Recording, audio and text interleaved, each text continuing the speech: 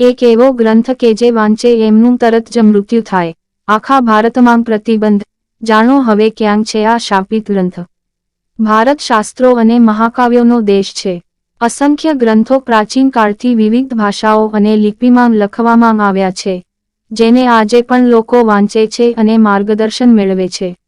આ મહાકાવ્યો અને ગ્રંથોનું વાંચન ખૂબ જ શુભ અને લાભકારી માનવામાં આવે છે.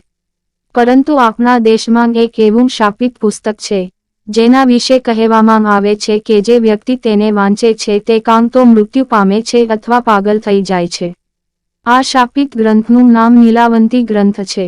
નીલાવંતી પુસ્તક નીલાવંતી નામની યક્ષિણી દ્વારા લખવામાં આવ્યું હતું, પરંતુ તે લખ્યા પછી કોઈ કારણસર તેને શ્રાપ આપ્યો કે જે કોઈ આ પુસ્તકને ખરાબ ઈરાદાથી વાંચશે તે મૃત્યુ પામશે. બીજી તરફ જે વ્યક્તિ નીલાવંતી ગ્રંથને અધૂરો વાંચે છે તે પાગલ થઈ જશે.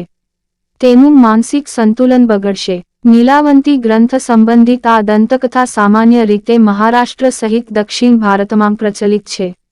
નીલાવંતી ગ્રંથમાં એવું શું છે?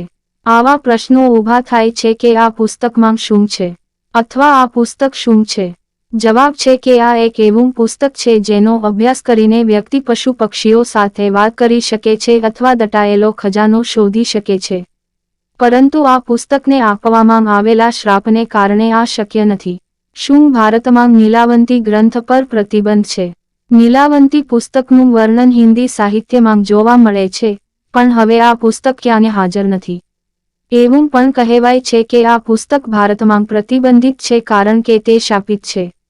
જો કે, આનો ક્યાંય કોઈ પુરાવો નથી.